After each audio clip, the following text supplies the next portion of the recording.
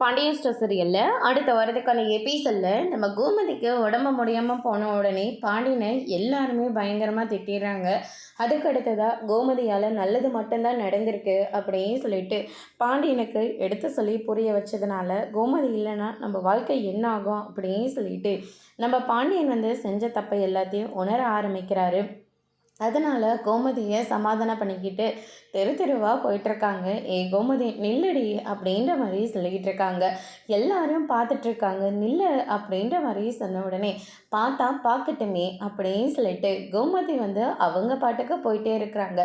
நான் என்ன தப்பு செஞ்சுட்டேன்னு சொல்லிட்டு நீங்கள் எல்லாரும் இப்படி பண்ணீங்க, அதே மாதிரி நான் ஒவ்வொன்றும் பார்த்து பார்த்து செஞ்சுக்கிட்டு இருந்தேன், ஆனால் கடைசியில் இப்படி பண்ணிட்டீங்கல்ல அப்படின்னு சொல்லிட்டு கோமதி ஆரம்பிக்கவும், ஐயோ கதை அப்படி போகுதா, ஆரம்பிச்சிட்டாலே அப்படின்னு சொல்லிட்டு நம்ம பாண்டியன் ஒரு பக்கம் பெருமூச்சு விடுறாரு.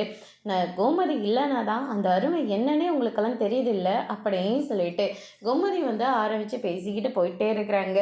பின்னாடியே இவரும் போயிட்டே இருக்கிறாரு. பார்க்குறவங்க எல்லாருமே, என்ன பாண்டியன் என்ன எங்கே கிளம்பிட்டீங்க, கோயிலுக்கா? ஆமாம் பக்கத்தில் இருக்கிற கோயிலுக்கு தான் அப்படின்னு சொல்லிட்டு பின்னாடியே போயிட்டுருக்காரு. அதுக்கடுத்தது ஒரு எல்லை கடைக்கு போயிட்டு, நீங்கள் வாங்கி கொடுத்த எல்லையில் கொஞ்சம் தான் தண்ணி இருந்துச்சு அப்படின்னு சொல்லிட்டு அதை தூக்கி எறிகிறாங்க.